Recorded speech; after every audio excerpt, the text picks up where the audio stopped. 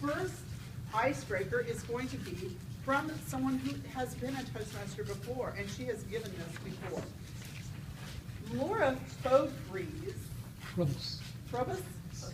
Frobus? Yes, Frobus, yes, that's Frobus. right. Laura Frobus works at CMC. She works in the social department. She's our social worker. Yes, so when you want to have a party, on the deck, we have our social worker. I've been told that, well, actually, she relates to me that she can kind of spot people who may need a little help with their social skills. At the same time, one of my Toastmaster friends went, we'll see. But today, I want to welcome up Laura to tell us a little bit about herself. Laura.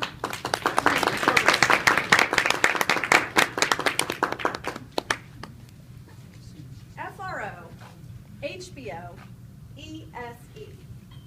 That's the easiest way that I found to tell people how to get my name right. And as you can imagine, I have to spell it a lot. So good afternoon, my fellow Toastmasters, future Toastmasters, friends. I'm giving my icebreaker today, and I'm going to tell you a little bit about myself using the means of talking about it through my relationship with my last name. When I was little, I was really, really shy. Here's the radar, here's where I live. Very shy. So pair that with, I moved a lot. I lived in Kansas, Minnesota, Florida, different part of Florida, Texas, Tennessee, back to Texas, Virginia, before I was 13. So that means that I dreaded the first day of school. This is how it always went. Laura Fro, how do you say it? And I just wanted to die. Frobus. And sometimes this hell would go on and on and on. What kind of name is it? What is it? It's true. Then in middle school, it was really cool for kids to call me Freebase. I had no idea what that was, but I knew it was something bad.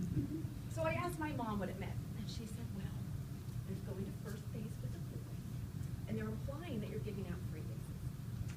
I'm like, I don't even talk to boys. I don't know how that's possible. Next, they started calling me Frobo Easy, which is also really funny, because I wasn't even easy to talk to, and I definitely wasn't easy in any other way. Then in high school, we did a project where we had to research our name and our ancestry, and I learned a lot about it. I learned about where my great-grandparents came from in Germany, and my great-uncle still runs a chocolate factory there called Theodora. It's very cool. And the coolest thing is that I learned what my name really means. Frobos literally means happy bad. How cool is that? But it's not bad like evil. Apparently in German there are all different levels of the word bad. So this is like a light bad, like mischief. Happy mischief. Totally fits. So I like puns, love corny jokes, I like practical jokes, and I like just kind of finding the fun in things. And as Art can tell you, a couple months ago I was the Toastmaster of the day, and of course I picked the theme of puns. 2 hats had a race, but one of them went on the head. 2 belts had a race, but one of them buckled down and he cinched it. I can go on.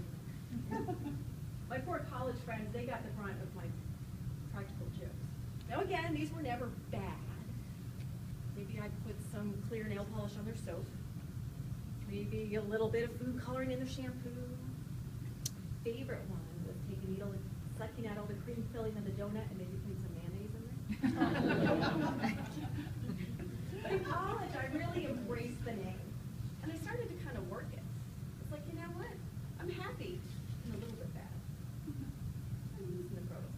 I went to college outside of Boston, and up there, a lot of people do have ethnic names. So people were interested in it, and people would genuinely ask, what does your name mean? I kind of got into it. So compare that with, as a kid, when I was like, oh God, please don't ask my name, I don't want any kind of attention. I was able to really use it. But I can still say that I still have that shy, awkward, insecure kid in me, as maybe all of us do. And I think I've always related with the underdogs. I think I connect with people's vulnerability. I'm a really strong supporter of rights. As Philip knows, I'm on the diversity committee, very involved in some social justice aspects in Charlotte. So maybe that's what led me to be a social worker. I've been a social worker at CHS for almost 14 years, and I love it. Talk about connecting with people's vulnerability. I work in the emergency department, so you get to see people in all kinds of scenarios. See people maybe thinking about, you know what, let me think about what role alcohol has played in my life. Maybe I'm ready to think about living without it. Maybe it's meeting with an older woman who lives alone. She's fallen a couple times and she's having to face that vulnerable moment of thinking, maybe I need some help. And I really like working with the kids as they struggle with ideas of making good choices. Do I follow through with peer pressure? Next time I'm driving really fast, maybe the accident will be a lot worse. I've taken that vulnerability, really love working with it. But you also have to infuse a little bit of humor sometimes, when it's appropriate. I like to tell people that your medicine works best when you take it, that you don't get that partial credit just for filling the prescription. Tell people that you're not a cat, you don't have 9 lives. So I think it's really important to use humor and to really embrace your name. When I think about it, I am Happy Bad. I love my name. I love talking about it. But I don't like talking about it in the emergency department because there I'm just Laura.